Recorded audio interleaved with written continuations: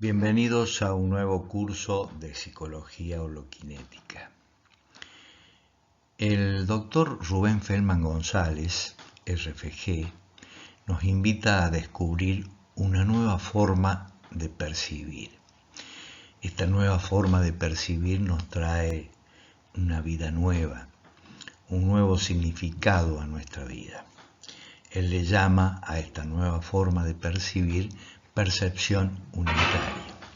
La percepción unitaria es una función cerebral, así como podemos decir dormir, hacer la digestión, respirar, son funciones cerebrales. La percepción unitaria, como función cerebral, está dormida, está inactiva y es necesario reactivar. No sabemos por qué está dormida.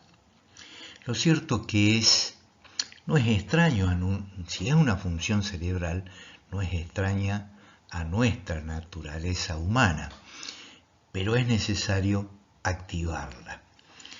¿Activarla para qué? Porque en esta función, cuando el cerebro funciona integradamente en todo su potencial, cesa el conflicto, cesa el miedo, la rabia, la tristeza, cesa esa zozobra que permanentemente nos inquieta y esa preocupación ensimismada que tenemos casi permanentemente. Cuando cesa todo eso, aparece la paz. Me cuenta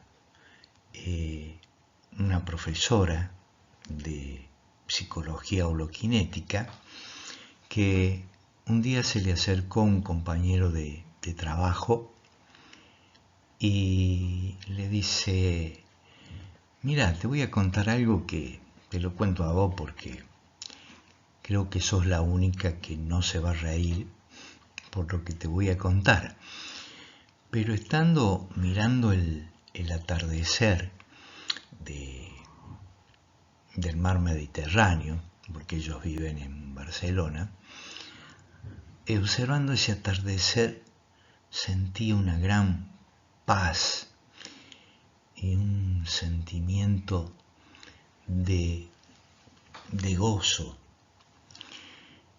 Entonces ella le pregunta: ¿te parece que es posible que la vida real y cotidiana del ser humano sea así?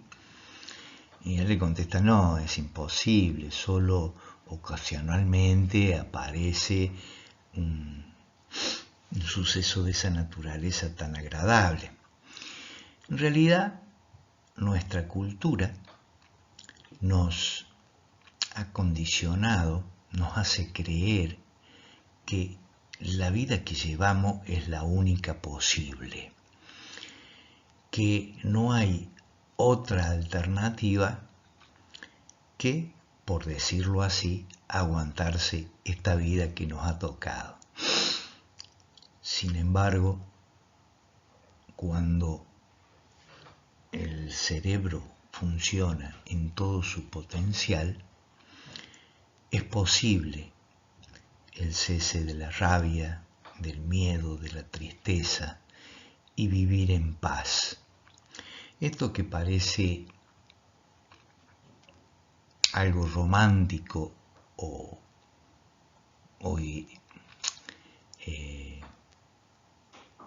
ideal, o también podemos decirle utópico, en realidad no es ni mitológico, ni filosófico, ni solo se trata de descubrir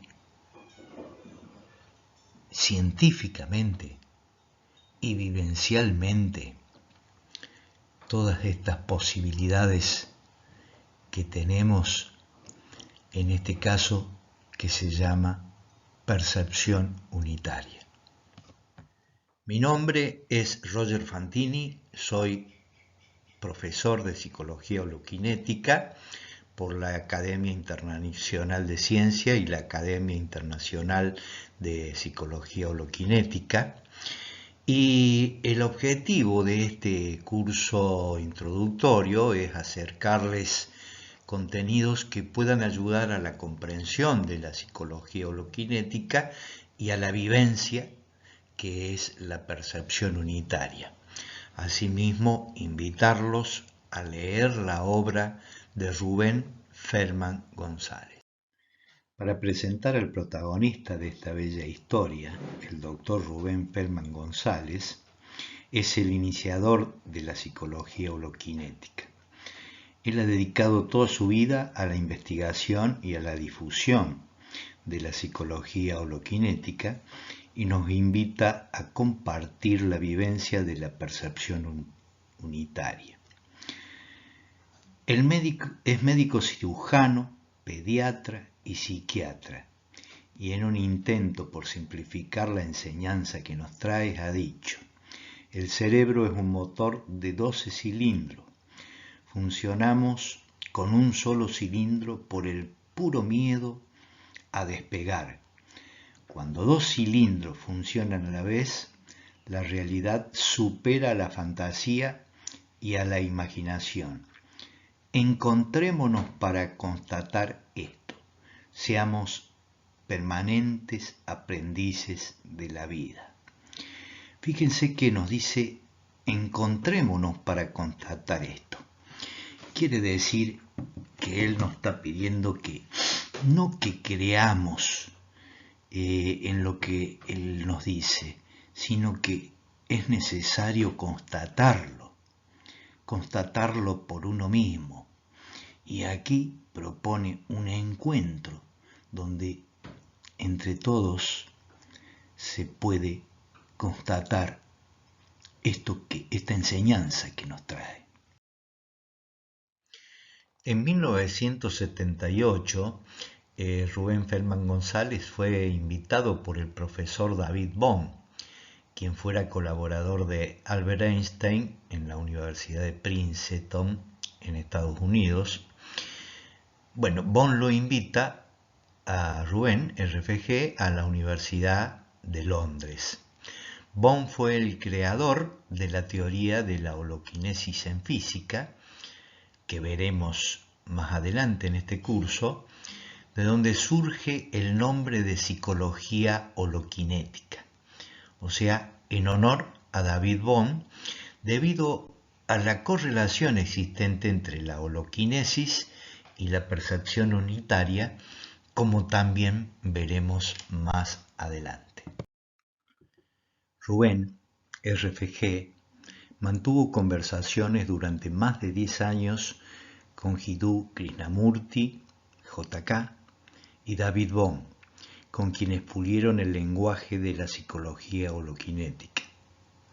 Quien les habla fue un recurrente lector de Jiddu Krishnamurti, a quien creía comprender, pero eso no ocurrió hasta la lectura de la obra de Rubén RFG. Jiddu Krishnamurti, un mutante psicológico, posiblemente haya nacido con esa función cerebral que es la percepción unitaria. Él mismo decía tener esa capacidad desde que tenía memoria. Él la llamaba meditación. Sin embargo, se encarga de distinguir su vivencia de las miles técnicas de meditación que se encuentran en el mercado. Cuenta RFG que cuando le sugirió a JK que percepción unitaria era un nombre más adecuado epistemológicamente, él asintió, pero desistía de hacer un cambio en la forma de nombrarle por el tiempo que llevaba llamándola meditación, para no confundir a sus oyentes, a sus lectores. Uno de los grandes aportes de la psicología holoquinética es descubrir que el cerebro tiene tres maneras de funcionar, que le llamamos ámbito C, ámbito B y ámbito A. ¿Por qué le llamamos ámbito? Porque cada manera, cada función del cerebro es autónoma y cumple con sus leyes. O sea, hay leyes para el ámbito C y el ámbito B y el ámbito A no cumplen las mismas leyes que el ámbito C. El ámbito C es todo lo que nosotros conocemos: memoria, pensamiento, imaginación. El ámbito B es la percepción unitaria. Y el ámbito A, como contingencia de vivir en el ámbito B, puede ocurrir el ámbito A, que es lo sagrado, la conciencia cósmica. Pero vamos a ver en cada ámbito y hablar más en particular de cada uno de ellos. El ámbito C, que es todo lo conocido, es la memoria, el pensamiento, la imaginación. El lenguaje también pertenece al ámbito C, las creencias, las filosofías, las ideologías. En resumen, decimos todo lo conocido. Obviamente nos referimos a lo conocido por la especie humana. Es decir, personalmente quien les habla no conoce el idioma afgano, pero el idioma afgano está dentro de lo conocido. De hecho, hay toda una población que habla con ese idioma. Los seres humanos vivimos el 99% de nuestra vida, o digamos de otra manera, el 99% de los seres humanos viven casi el 100% de su vida en el ámbito C. Esto Rubén Feldman González lo utiliza un recurso didáctico para explicarlo, que es la metáfora de la casa-mente, donde dice que nacemos en el baño de una casa, o sea, una casa que tiene muchas habitaciones, muchos ambientes, pero nacemos en uno solo, nacemos en el baño, crecemos, nos desarrollamos, todo lo que realizamos en la vida lo hacemos encerrado en esa encerrona que es el baño, sin percatarnos, sin darnos cuenta de que existen otras habitaciones.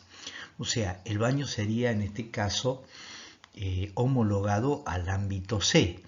Después están las otras habitaciones de la casa, que serían el ámbito B, y ya el jardín con todos sus flores, colores y movimientos sería el ámbito A.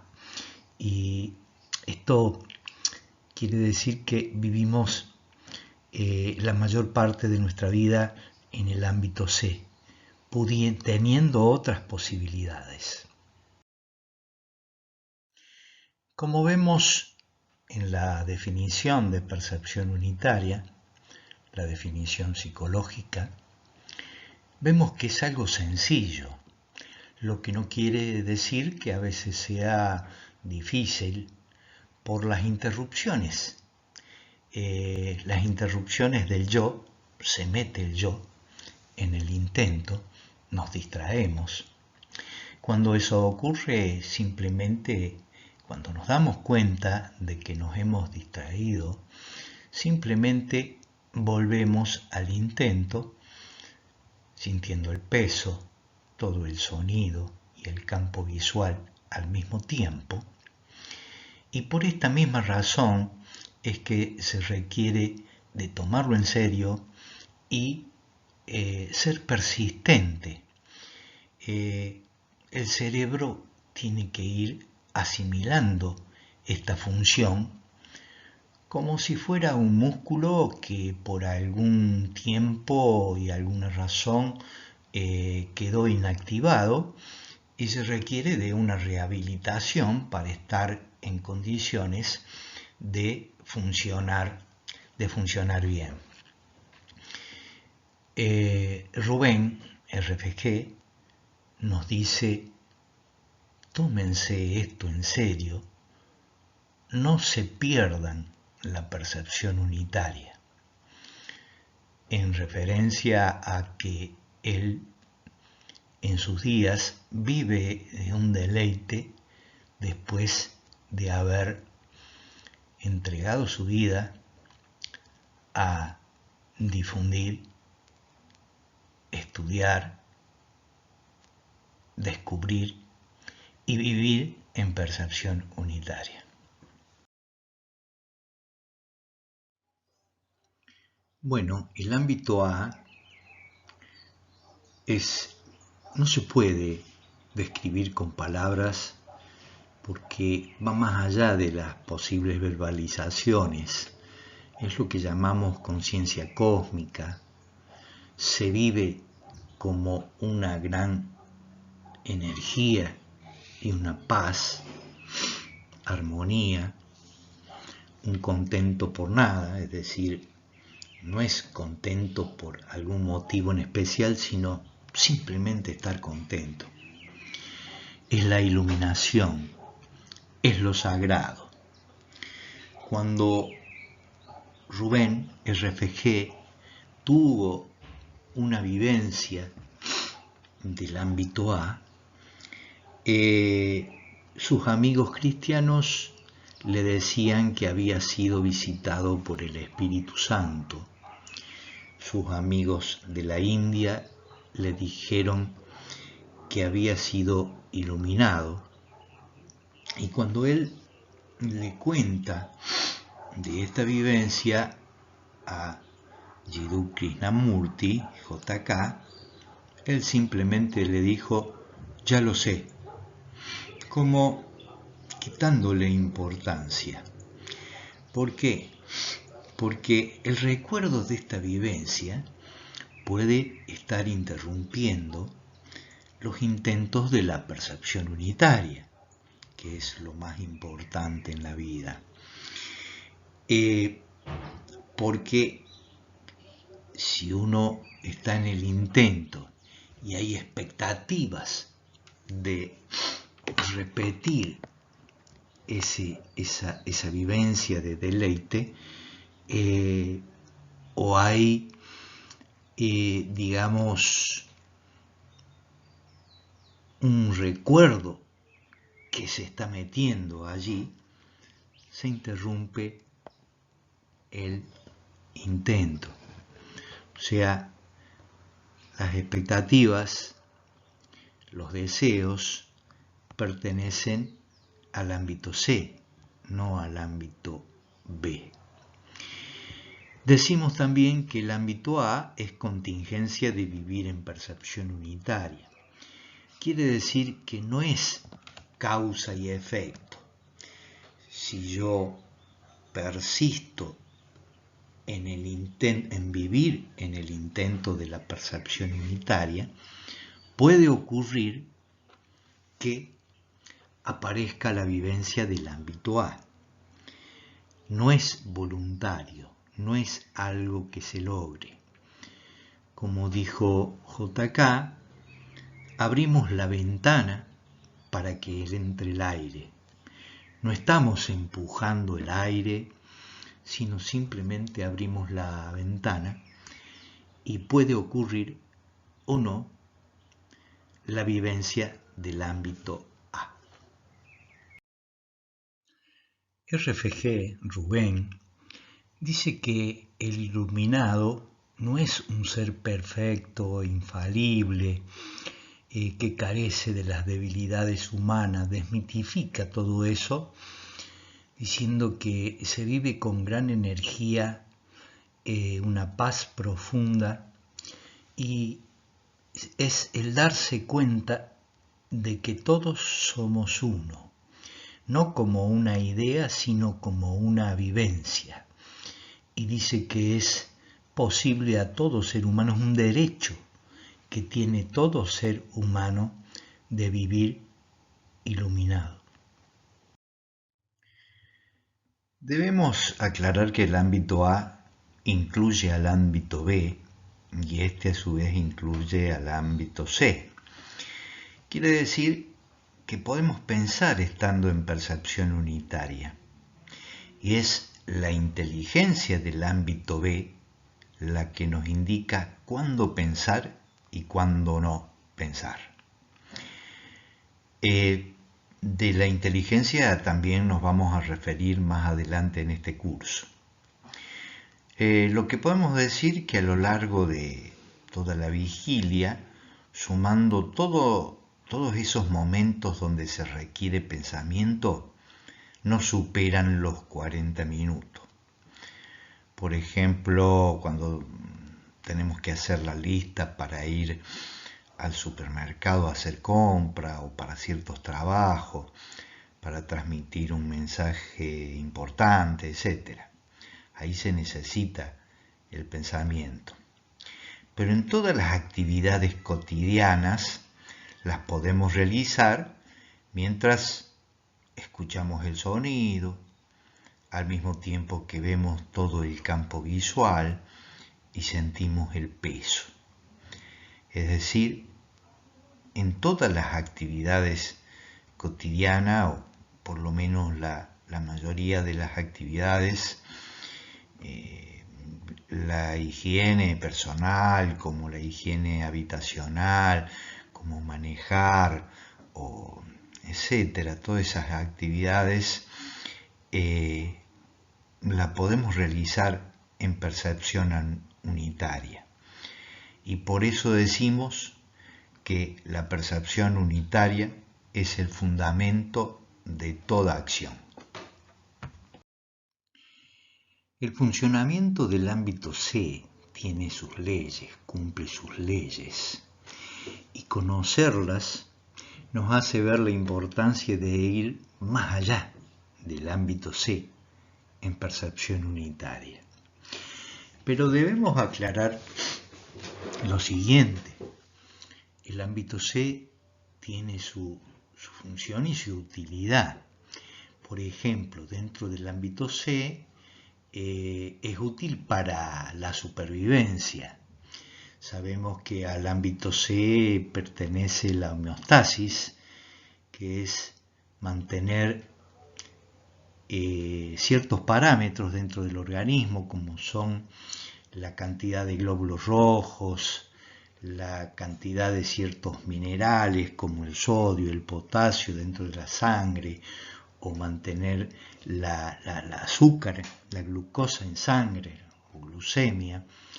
Eso es importante para la supervivencia y también, como sabemos que el ámbito C está el pensamiento, la imaginación, la memoria, es útil para operar y predecir en el medio, para hacer planes, por ejemplo, los edificios, las rutas, la tecnología, todo eso se fabricó, se realizó en el ámbito C. Lo que pasa es que nuestra cultura puso todo el énfasis en el ámbito C. Y eso es lo que vamos a ver cómo trae problemas de conflicto, de dualidades, conflictos que incluso en última instancia nos llevan a la guerra. O sea, cómo dentro de la vida personal y la vida social, el poner todo el énfasis en el ámbito C tiene sus problemas y problemas graves para la humanidad. Pero por eso vamos a ver las leyes del ámbito C, que son ciclismo, dualidad, egocentrismo, hipnosis, incoherencia, inconsciencia y temporalidad. Vamos a ir viendo y describiendo cada uno de estos aspectos o leyes que cumple el ámbito C. El ciclismo es la repetición cíclica de, por ejemplo, el hambre, la sed, el sueño, que también es recurrente. Esto tiene que ver también con el sistema homeostático del cual estuvimos hablando, que sería el sistema de equilibrio que mantiene ciertos parámetros en equilibrio dentro del organismo. Los pensamientos obsesivos también son cíclicos. Una persona que tiene un problema con gran carga afectiva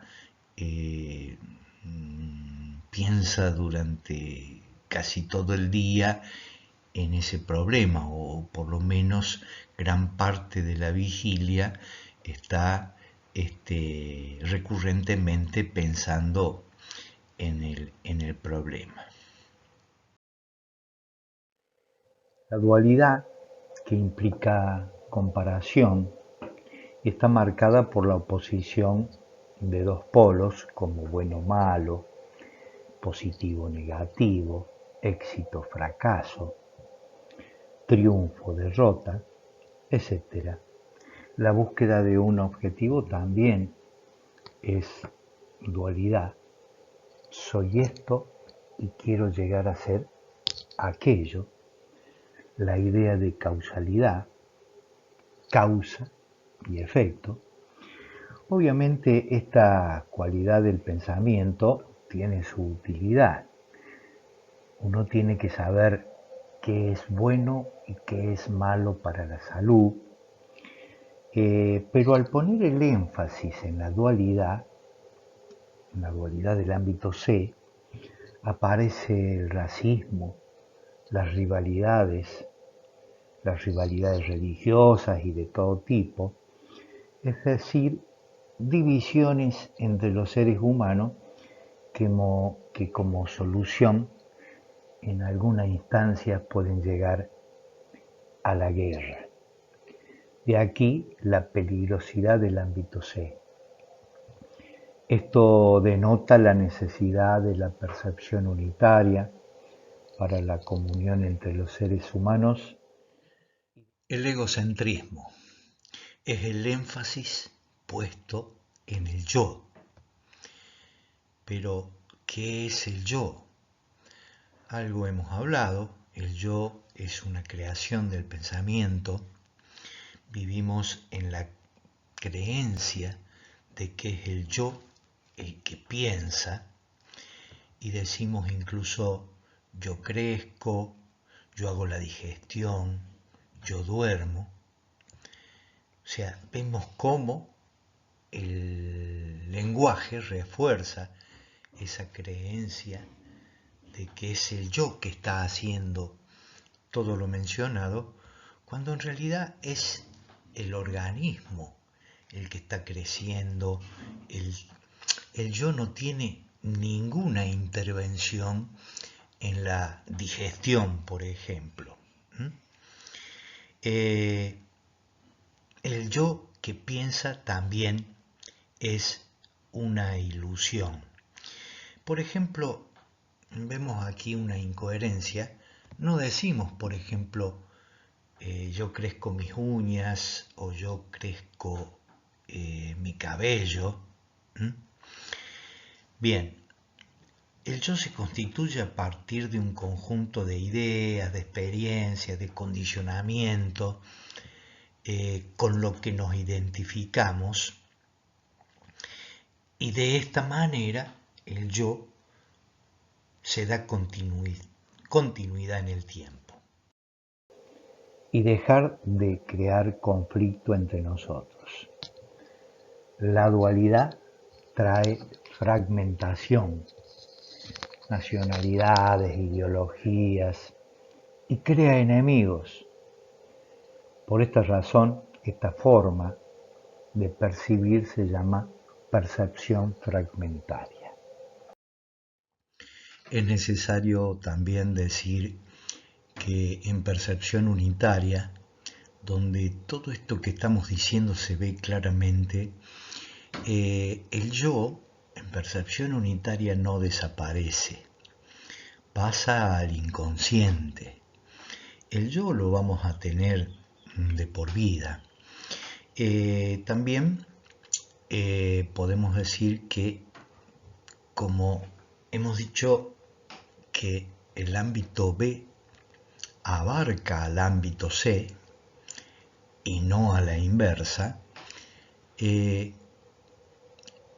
percepción unitaria se puede pensar, puede estar ese yo activo y le llamamos el yo funcional, mientras que en C muchas veces el yo puede terminar siendo peligroso. Dijimos, cuando ese yo pierde la continuidad en el tiempo, en el caso, por ejemplo, que uno es abandonado por la persona querida o en una situación límite, puede aparecer el núcleo del yo, que es el homicida y el suicida. Entonces esa persona puede llegar a ese extremo de matar o de suicidarse. El pensamiento es hipnosis porque es el condicionamiento de la conducta y es lo que llamamos aprendizaje. El ser humano vive desde muy pequeño en un ambiente donde recibe muchas sugestiones que después olvida y racionaliza como diciendo soy católico, soy maometano, soy colombiano, etc. Y cree que es todo eso por elección propia. Uno de las experiencias que demuestra claramente que el pensamiento es hipnosis es la experiencia de Bernheim, que fue amigo de Freud, y él hipnotizaba a una persona y después le daba una sugestión poshipnótica de que cuando despertara iba a contar hasta 3. El sujeto despertaba y contaba hasta 3. Cuando se le preguntaba por qué contó hasta 3, él no sabía qué contestar y contestaba con cualquier estrategia para salir del apuro. Esta experiencia, si consideramos esta experiencia,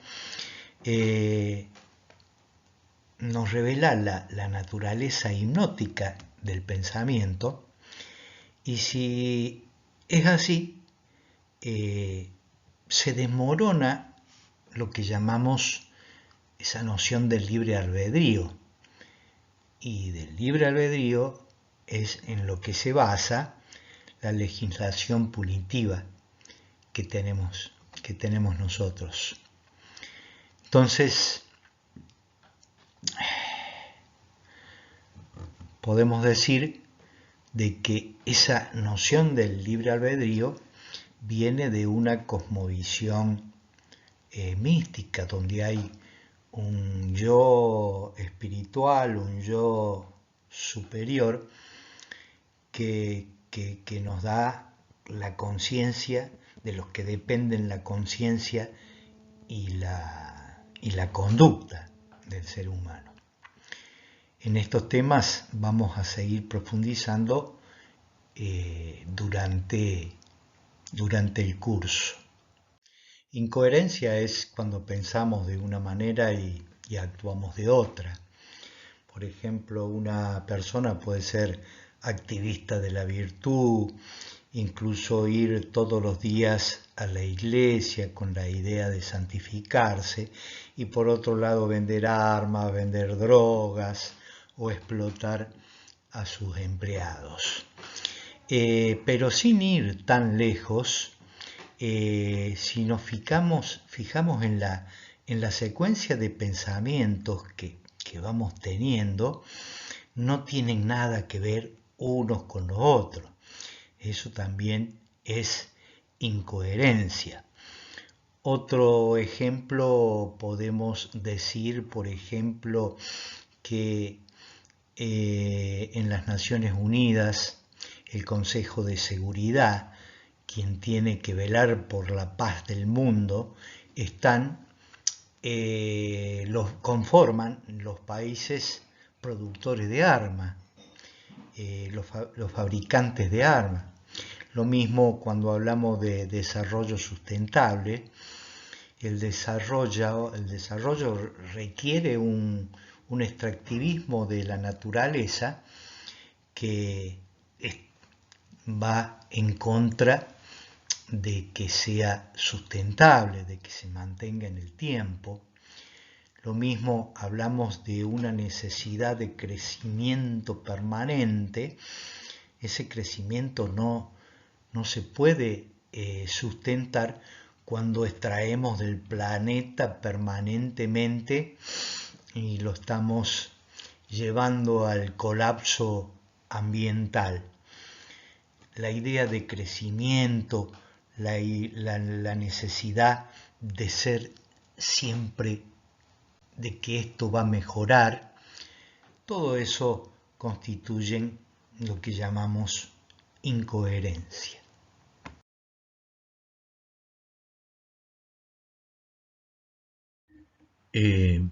Podemos agregar que aún en percepción unitaria no sabemos si podemos limpiar toda la hipnosis que hemos recibido a lo largo de la vida, pero sí podemos decir de que se van desprendiendo condicionamientos en esa transformación que nos trae la percepción unitaria, y que en percepción unitaria somos plenamente conscientes de que el pensamiento es hipnosis. Freud nos dice que el 99% del pensamiento y la memoria es inconscientes. O sea, hay contenidos en el inconsciente que si se hacen consciente pueden provocar mucha ansiedad. Por eso hay un mecanismo, ¿no es cierto?, que opera como defensa impidiendo el acceso de esos contenidos como impulsos, deseos que son inaceptables, que acceden, o sea, ese mecanismo impide que accedan a la conciencia, ¿sí? Por ejemplo, uno de los mecanismos más primitivos es la negación, ¿sí? Negamos aquello que nos provoca mucha ansiedad. Es, digamos, no querer ver lo que sabemos. En la sociedad actual incluso hay negación, por ejemplo, negar la esclavitud, nombrándola como empleo. También se niega la desigualdad económica, y cuando esos contenidos tienen acceso a la conciencia, operan mecanismos de acomodación. Por ejemplo, cuando nos damos cuenta de la desigualdad social que estábamos negando, entonces un mecanismo de acomodación sería culpar, por ejemplo, a los pobres por su pobreza. Es decir, los pobres son pobres porque son holgazanes o porque son ineficientes. Ese sería un mecanismo de acomodación. Incluso también hay activistas de la igualdad social que tienen como motivación inconsciente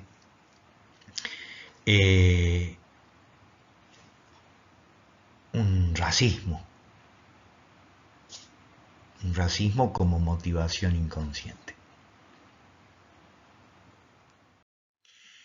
No es difícil darse cuenta que vivimos entre el pasado y el futuro, siempre condicionados por el tiempo, proyectándonos al futuro. Ese tiempo psicológico estamos hablando, no estamos hablando del tiempo del reloj. Por eso hablamos de percepción fragmentaria, porque nuestra vida está fragmentada por el tiempo y necesitamos estar permanentemente ocupados, haciendo planes, trabajando o en actividades distractorias, o lo que es peor, con el alcohol, con las drogas que nos sacan del aburrimiento, de las preocupaciones. Incluso vemos como niños muy pequeños están con un celular cooptados a lo mejor por un videojuego. Es decir, que desde muy pequeño estamos condicionados a vivir con la mente ocupada. Con cada palabra que decimos o pensamos, se activan ideas, imágenes, emociones y reacciones viscerales.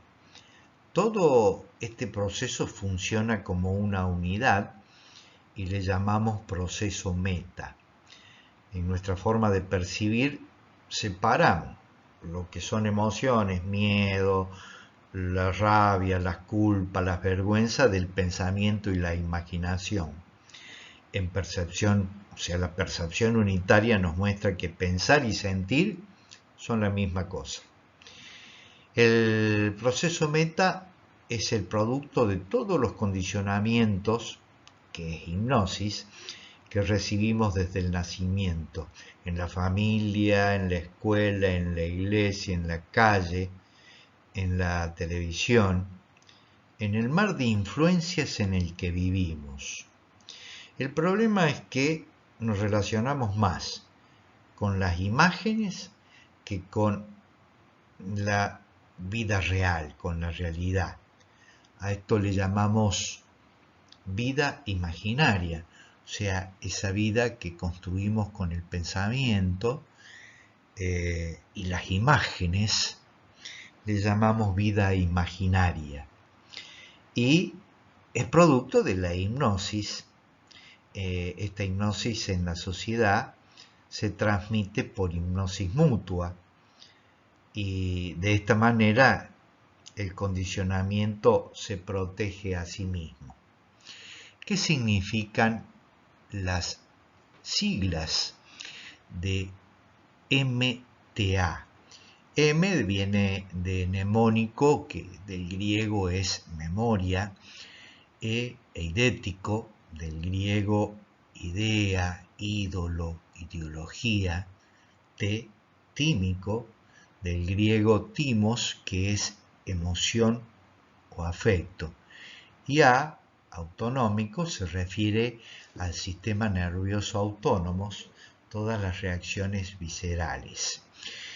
Pero el doctor Alberto Arribas utiliza un recurso interesante para hablarnos de este proceso unitario.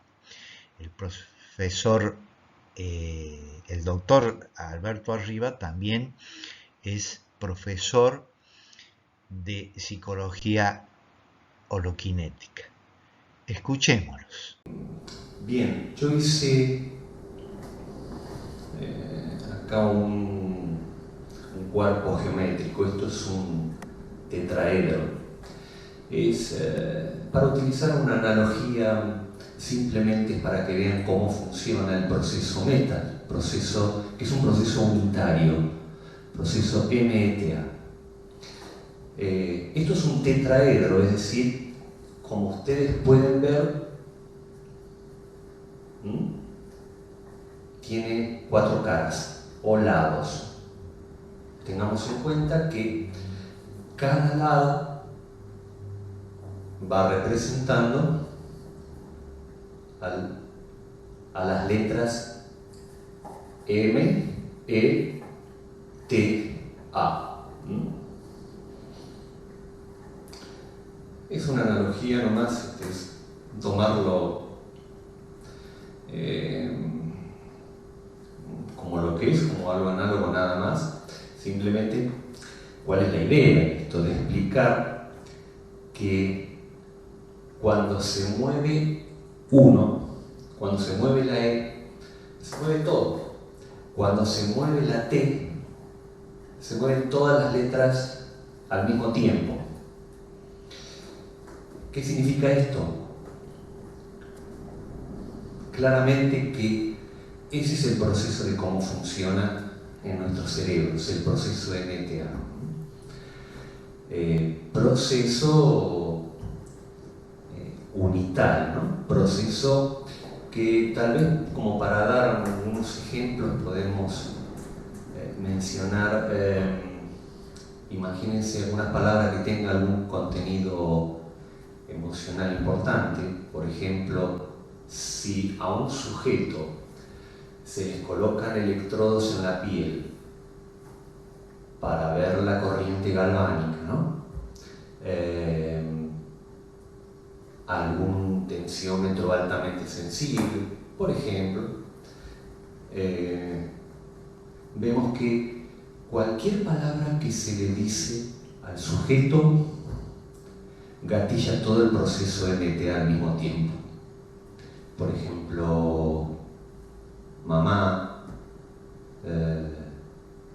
imagínense una palabra que tenga un alto contenido emocional para la persona, ¿no? Violencia o violación, tortura, etcétera, etcétera. Depende, inclusive, bueno, el contexto, o también la misma palabra mamá, depende la imaginación que emerge en ese momento, va a despertar una serie de reacciones. Es decir, no solamente esa palabra gatilla ciertas imágenes, sino reacciones eléctricas que se evidencian en la piel, o por ejemplo a través de la resistencia galvánica se va viendo el nivel de transpiración o sudoración de la piel, se va viendo la frecuencia cardíaca, cómo varía, la misma presión arterial, cómo varía. Lo que está revelando es, por eso esta analogía, lo que está revelando es que el proceso MTA funciona al mismo tiempo, al unísono, y en realidad corresponde a un solo proceso unitario. Quizás resulte reiterativo, pero por la importancia que tiene este tema, vamos a decir que el yo es un producto del proceso meta. Aparece el yo como un conjunto de recuerdos que percibimos como unidos, que le da permanencia a dicho proceso, porque es un conjunto de imágenes con la que nos identificamos. No existe un centro neurológico que le dé sustento físico al yo. Este solo existe en el pensamiento. Es un producto en el tiempo del pensamiento como memoria. Es decir, que el yo tiene una existencia meramente ilusoria. Entre estas imágenes que constituyen el yo está el suicida y el homicida, que es el núcleo del yo. La sobrevaloración del pensamiento en nuestra cultura y la incoherencia de nuestro lenguaje refuerzan la creencia de la existencia de un yo. Bueno, cuando tenemos un primer contacto con esta información, con esta enseñanza, obviamente es una aproximación intelectual y la tendencia a comparar con otras prácticas, con lo que dijo fulano, con los miles de videos y libros que hay en el mercado espiritual o con ciertas tradiciones religiosas. Puede haber, obviamente, algunas correspondencias, pero siempre hay que tomarlas con pinza. La comparación es reduccionista y fracciona lo que estamos diciendo. Por ejemplo, la percepción unitaria no es meditación, sin desmerecer, pero no es lo mismo. No necesitamos una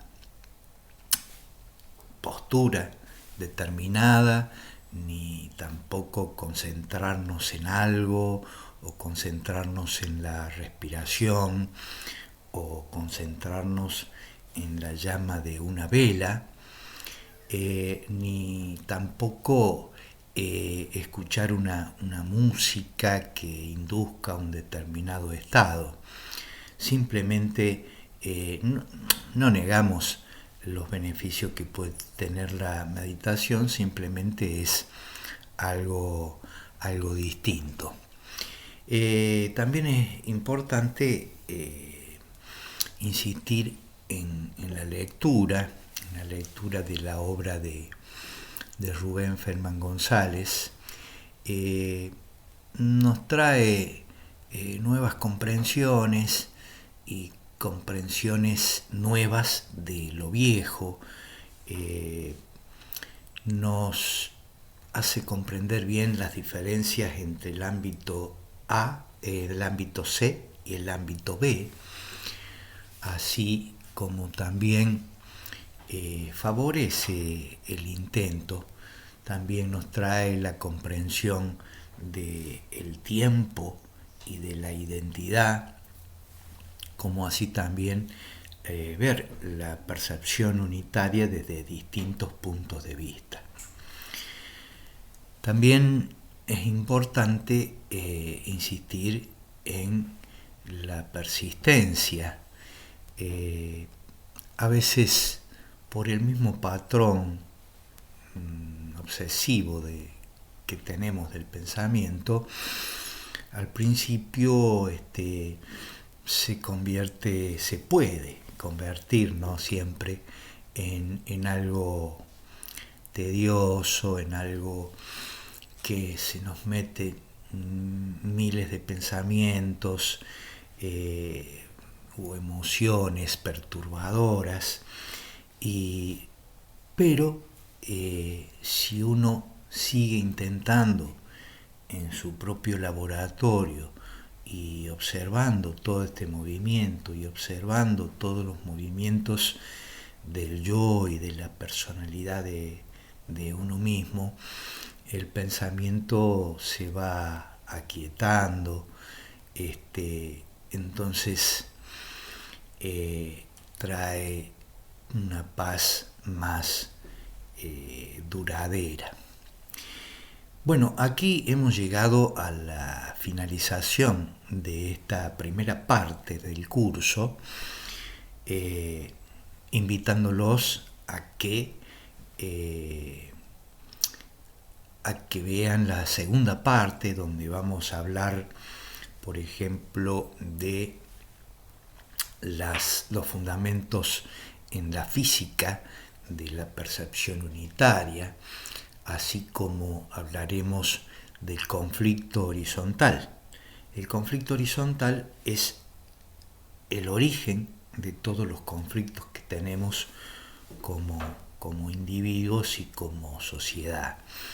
También hablaremos del sueño, el sueño del dormir y su relación con la percepción unitaria. También consideraremos o seguiremos hablando sobre lo que es y lo que no es la percepción unitaria. Por eso les agradezco la atención y los invito a que sigan este curso en la segunda parte. Gracias.